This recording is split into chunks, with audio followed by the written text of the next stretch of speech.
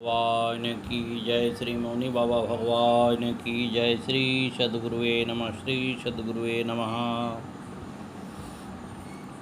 जब भगवान की असीम कृपा होती है तो सतगुरु मिलते हैं, और सतगुरु की बड़ी भारी कृपा शिष्य पर होती है तो वो शिष्य हरि भजन करता है। हरि भजन करते हुए वो अपने आप को सद्गुरु के चरणों में विलीन कर देता है। ये आसान नहीं है जी, बहुत कठिन रास्ता है। अब देखें, दो मछुआरे बड़े प्यार से और बड़े लगन से मछली मार रहे थे। आदि गुरु शंकराचार्य महाराज ने देखा कि इतनी तन्मयता से ये मछली मार रहे हैं। उन लोगों को बुलाए गए, क्या कर रहे हो? गए हम लोग मछली मार रहे हैं। किस लिए मार रहे हो? तो उन्होंने कहा कि भाई पेट पालने के लिए गुरुदेव, तो मारते हैं मछली, बाज़ार में बेचते हैं। उन्होंने कहा कितना पैसा मिल जाता है? कहे कहाँ पैसा मिलता है, किसी तरह से अपना और परिवार का पेट भर लेते हैं। गुरुजी ने कहा कि ठीक है, तब मेरे साथ तुम लोग चलो और तुम सबके लिए भोजन और तुम्हारे परिवार के लिए भोजन मैं दूंगा, और जितना दिन भर कमाते हो उतना पैसा दे दूंगा। अब दोनों को लेके संत भगवान चल दिए।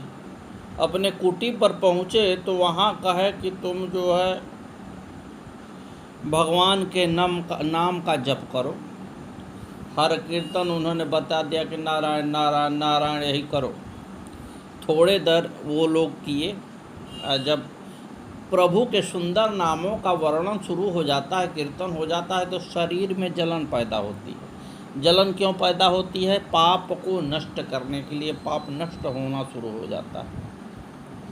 तो जब जलन पैदा हुई, बेचैनी हुआ, तो वो लोग घबरा गए और कहे महाराज अब हम लोगों से नहीं होगा, न आपसे भोजन चाहिए और न ही पैसा चाहिए, हम लोग उसी में खुशी हैं। तो कहने का मतलब है सरकार ये कि भजन करना भी बड़ा आसान नहीं है, बड़ी कठिन प्रक्रिया है, और इसको एक साधु ही निभा पाते हैं, सभी लोगों के बस की बात नहीं। प्रभु की बड़ी असीम कृपा होती है तो ऐसे साधुओं से संगत होती है, और जब संगत होने के बाद मेरा दिमाग अगर उनकी तरफ जाने लगा तो समझ जाइए कि श्री हरि की कृपा मेरे ऊपर होने लगा है। एक चीज़ के लिए मैं आगाह कर दूं आप सभी को कि जो हम सभी मन्नत मानते हैं उसको अवश्य ही पूर्ण कर देना चाहिए, और ख़ास तौर से अगर साधु महात्मा से हमने कोई वचन दे दिया है तो उसको शीघ्रातिशीघ्र पूर्ण कर दें। अगर जितना भी लेट करेंगे, जैसे हमने कुछ बोल दिया, तो जब तक उस महात्मा तक नहीं पहुंचेगा तो वो ब्याज पर ब्याज ब्याज पर ब्याज बढ़ता जाता है। इसलिए पहले तो मेरे सामर्थ्य के अनुसार ही बोलना चाहिए। अगर सामर्थ्य के अनुसार मैंने दक्षिणा बोल दिया है तो वो तत्काल दे देना चाहिए, भूलना नहीं चाहिए। हो सकता है कुछ देर भी हो जाए तो भी दे देना चाहिए, नहीं तो ब्याज पर ब्याज लग के बड़ा भारी पड़ जाता है वो चीज़, जिसको हम बाद में चल के वहन नहीं कर पाते हैं। भूल भी जाते हैं तो अगला जन्म के नौकर के यहाँ जाके पैदा होना पड़ता है और उसे ऋण को चुकाना पड़ता है। इसलिए प्रिय भक्तजनों, आपसे अनुरोध है कि आप सभी बराबर सत्संग सुनते रहें, धर्म का आचरण करें, और प्रभु की कृपा आप सभी पर हो, ऐसा मेरा कामना है। इसके लिए थोड़ा सा प्रयास की ज़रूरत है। प्रभु से, अगर संत महात्मा से आप दीक्षित हैं, योग्य संत आपको प्राप्त हो गए हैं, तो उनके बताए हुए मार्ग पर अवश्य आप चलें, जिससे आपको ज़रूर सफलता मिलेगी, इसमें कोई दो राय नहीं। कहते हैं कि श्री गुरु पद नख परम परागा, सुरुचि सुबास सरिस अनुरागा,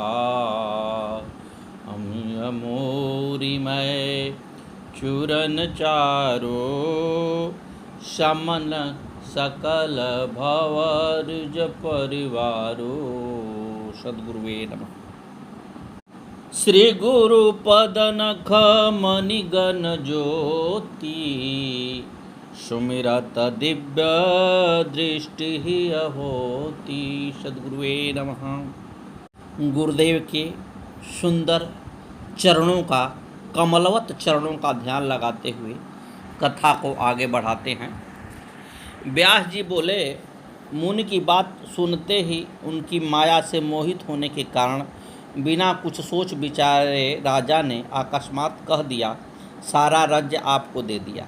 तत्पश्चात परम निष्ठुर विश्वामित्र ने उनसे कहा, मैंने पा लिया, और हे राजेंद्र, हे महामते, अब दान की सांगता सिद्ध करिए, उसके योग्य दक्षिणा भी दे दीजिए, क्योंकि मनु ने कहा है कि दक्षिणा रहित दान व्यर्थ हो जाता है। अतएव दान का पूर्ण फल प्राप्त करने के लिए आप यथोचित दक्षिणा भी दीजिए।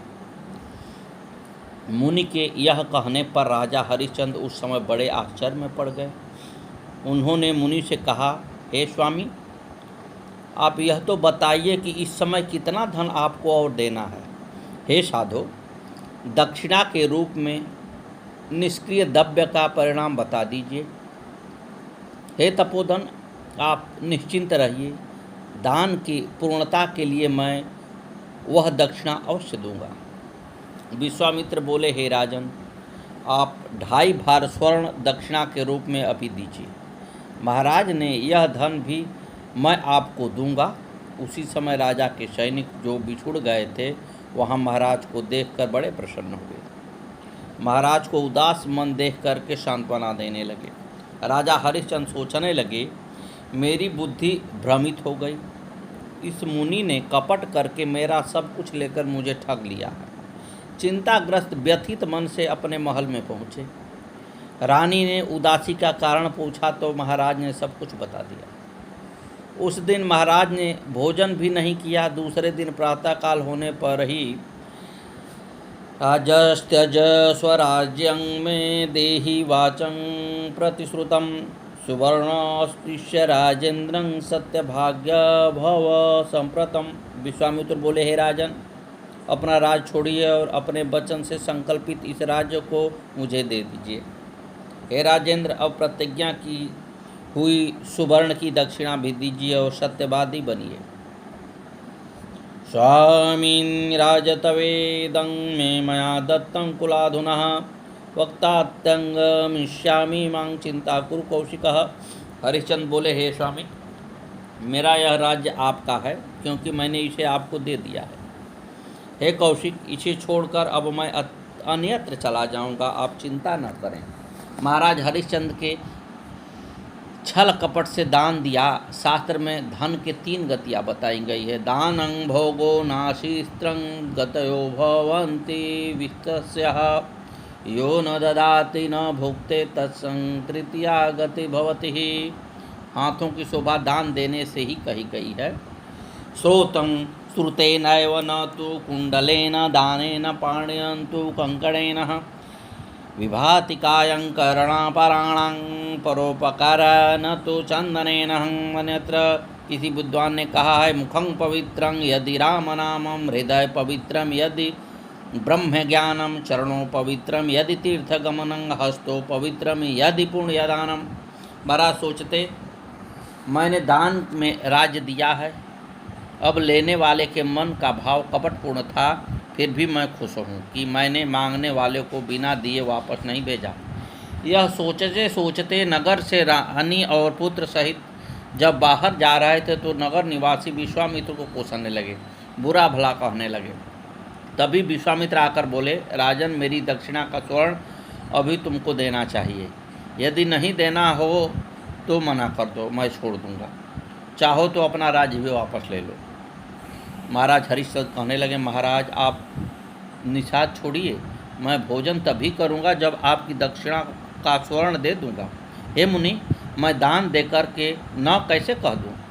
मेरा धर्म दान देना। मैं आपको आपका स्वर्ण अवश्य दूंगा। विश्वामित्र बोले, हे राजन, अब आप मुझे स्वर्ण कहाँ से देंगे? आप राजपाट खजाना सब दान देकर चुके हैं। राजा कहने लगे, हे मुनि, अभी मैं, मेरी रानी माधवी और मेरे पुत्र रोहित शेष हैं। हम तीनों काशी में बिककर आपको स्वर्ण देंगे। मुनि से ऐसा कहकर महाराज पैदल काशी में जा पहुँचे थे ही कि विश्वामित्र पुनः आकर कहने लगे, राजा हरिश्चंद्र, आज महीने की आखिरी दिन है। अब तुम काशी में आ गए हो। आज सूर्यास्त तक तुमने मेरी दक्षिणा नहीं दी तो मैं तुमको श्राप दे दूंगा। सद्गुरुदेव भगवान की जय। श्री मौनी बाबा भगवान नमो नमः। महाराज हरिश्चंद्र कहने लगे, हे मुनि, मैं सूर्यास्त तक आपको दक्षिणा अवश्य दे दूंगा। चंद्र टरे, सूरज टरे, टरे जगत व्यवहार, यह नृप हरिश्चंद्र को टरे न सत्य विचार। सद्गुरुदेव भगवान की जय। राजा ने काशी के बाजार में जाकर घोषणा कर दी कि हम तीनों प्राणी यहीं बिकने आए हैं। जिसे आवश्यकता हो वह हमसे सेवा ले सकता है। ब्राह्मण ने कहा, यह धन लीजिए और अपना पुत्र मुझे दे दीजिए। धर्मशास्त्रों ने स्त्री पुरुष का मूल्य निर्धारित कर दिया है, जैसे 100, 1000, लाख और करोड़। उसी प्रकार अन्य विद्वानों ने शुभ लक्षणों से युक्त कुशल तथा सुंदर स्वभाव वाली स्त्री का मूल्य 1 करोड़ तथा वैसे ही गुणों वाले पुरुष का मूल्य 10 करोड़ बताया है। काफ़ी समय के बाद में विश्वामित्र एक वृद्ध ब्राह्मण का वेश बनाकर माधवी रानी और रोहित को उचित मूल्य देकर पहले मेधावी को खरीदा। रोहित रोने लगा, माँ, मैं तुम्हारे बिना कैसे रहूँगा।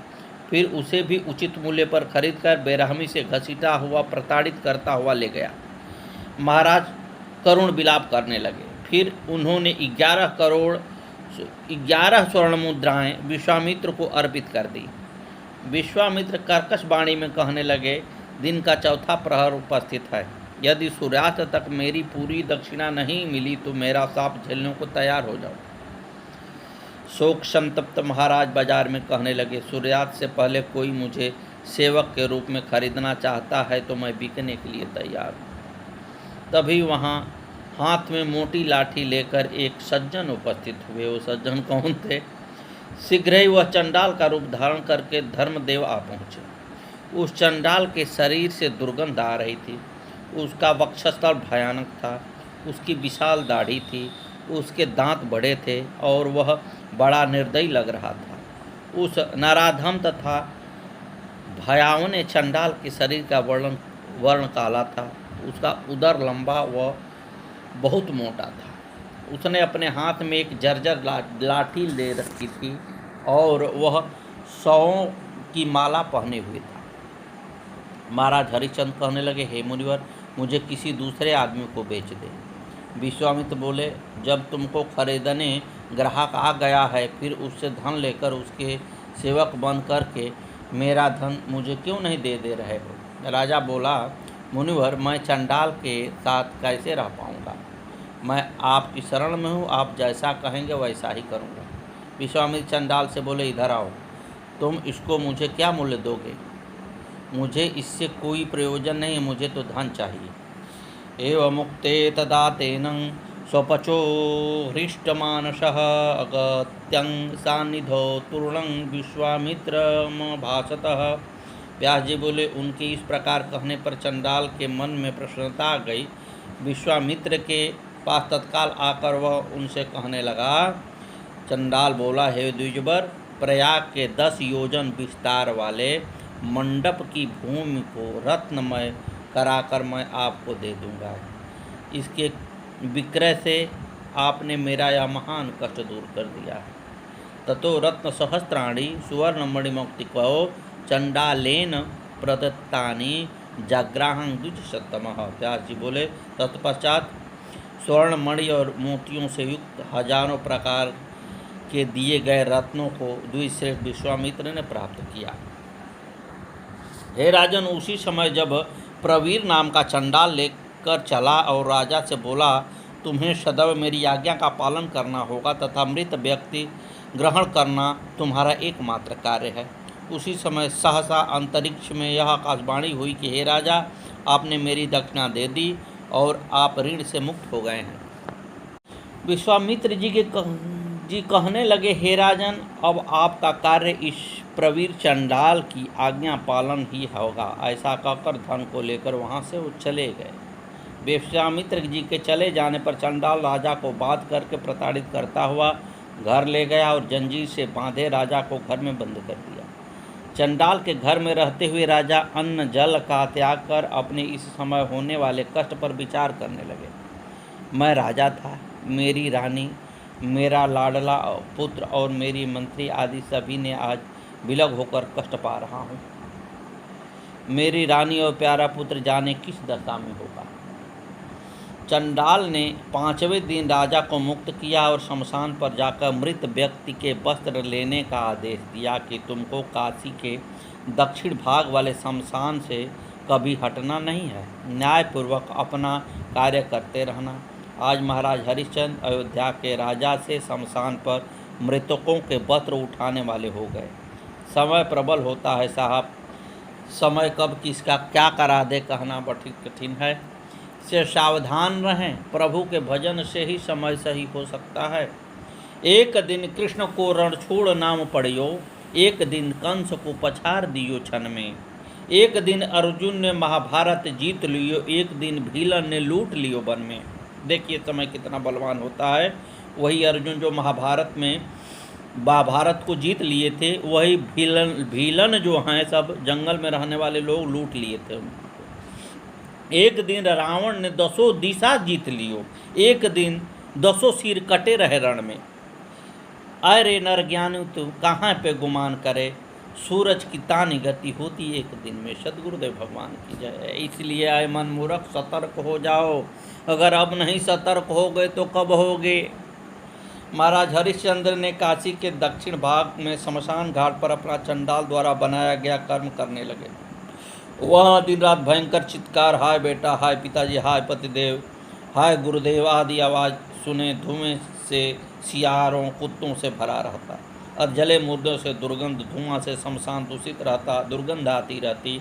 ऐसे वातावरण में हरिश्चंद्र कष्टमय जीवन व्यतीत करते हुए अपने मालिक का काम करने लगे। महाराज हरिश्चंद्र अपने पुत्र, रानी, मंत्री और प्रजाजनों का चिंता करके बड़ी दुखी हो जाते थे। मेरा कैसा अनिष्टकारी समय प्रारब्ध के अनुसार आ गया है। प्रारब्ध साहब किसी को छोड़ता है कि राजा हरिश्चंद्र को छोड़ देगा। यही कहते हैं, बार बार दुहाई देते हैं कि जो प्राणी जैसा किया है भोगने के लिए तैयार रहे। महान तपस्वी, महान दानवीर कितनी दुर्गति को प्राप्त हो रहे हैं आप सुन रहे हैं। देखिए उनका शरीर लकड़ी की तरह सूख गया है, फिर भी शमशान में मुर्दा के वस्त्र कफन लेने का काम कर रहे हैं। वे न रात को सो पाते हैं न दिन में सो पाते हैं। अच्छा कष्टमय जीवन व्यतीत करते हुए महाराज के 12 महीने 100 वर्ष के समान व्यतीत हुए। महाराज हरिश्चंद्र माँ भगवती से इस कष्ट को झेलने की शक्ति प्रदान करने की प्रार्थना करने लगे। सूर्य कहने लगे, हे शौनक जी, विश्वामित्र की प्रेरणा से एक दिन बालकों के साथ खेलते हुए रोहित को काले नाग ने डस लिया। देखिए कहते हैं कि कोढ़ में खाज हो गया, यही गति हो गई है और वह उसी समय भूमि पर गिर पड़ा। रोहित को मृत देखकर भय से व्याकुल सभी बालक शीघ्र पूर्वक ब्राह्मण के घर गए और रोहित की माता के सामने खड़े होकर कहने लगे, हे विप्रदासी, आपका पुत्र हम लोगों के साथ खेलने के लिए बाहर गया हुआ था, वहाँ उसे सांप ने काट लिया जिससे उसकी मृत्यु हो गई। बालकों की इस बात को सुनकर रानी पछाड़ खाकर गिर कर रोने लगी। ब्राह्मण से कहने लगी, मेरा पुत्र सर्पदंश से मृत्यु को प्राप्त हो गया है, आप मुझे उसके पास जाने की आज्ञा दीजिए। ब्राह्मण बोला, रे दुष्टे, सायंकाल के समय रोना दरिद्रता प्रदान करने वाला होता है। यह जानते हुए तुम रुदन कर रही हो और मेरे घर का कार्य नहीं कर रही हो। अपने स्वामी के काम की उपेक्षा करके तुम अपने पुत्र को देखने जाना चाहती हो। महारानी उस ब्राह्मण के घर का काम करते हुए अपने पुत्र के लिए रुदन करने लगी और ब्राह्मण से कहने लगी, हे मालिक, आप मुझ पर कृपा करें, मुझे अपने पुत्र को देखने की आज्ञा दें। देखिए साहब, ये राजा रानी की दुर्गति हो रही है तो हमारे आपकी विषाद क्या है। इसलिए बराबर गुरु नाम के मंत्रों का जप करिए, वही पार लगाएगा। आपका धन वैभव कभी पार न लगाया है, किसी का न लगाएगा। अब महाराजा से बढ़ के किसी के पास तो धन नहीं रहा है, लेकिन राधा की क्या दुर्गति हो रही देखिए। कर्कश दुष्ट ब्राह्मण कहने लगा, मुझे तेरे पुत्र से क्या प्रयोजन, तुम मेरे घर का काम करो, नहीं तो कोड़ों से मार मार कर तेरी खाल उतार दूंगा। काम करने के बाद ब्राह्मण ने रानी को जाने की आज्ञा दे दी। इतनी देर में वाराणसी से बाहर निकलने पर काष्ठ कुश और तृण से ऊपर अपने पुत्र को रंक की भांति भूमि पर सोया हुआ देखकर वे दुख से अत्यंत अधीर हो गई और अत्यंत निष्ठुर शब्द करके विलाप करने लगी। मेरे सामने आओ और बताओ कि तुम इस समय मुझसे क्यों रूठ गए हो। पहले तुम बार बार अम्मा ऐसा कहकर मेरे सामने नित्य आया करते थे, इसके बाद लड़खड़ाते हुए पैरों से कुछ दूर जाकर के मूर्छित होकर उनके ऊपर गिर पड़ी। महारानी सभ्या कहने लगी, हे वत्स, क्या तुम नहीं जानते हो कि मैं तुम्हारी माता बिलख रही हूँ। हमारा ऐसा बुरा समय आया है कि राज त्यागना पड़ा, पति के द्वारा बेच दिए जाने पर दासी बनना पड़ा। मैं तुमको देखकर अपने मन को सांत्वना देती थी, तुम भी मुझे छोड़कर चले गए। तुम्हारे जन्म के समय ब्राह्मणों ने कहा था कि यह बालक दीर्घायु, दानी, माता पिता का सेवक, सत्यवादी, जितनी कुशल शासक होगा। सद्गुरुदेव भगवान की जय। श्री मौनी बाबा भगवान नमो नमः। आगे की कथा कल।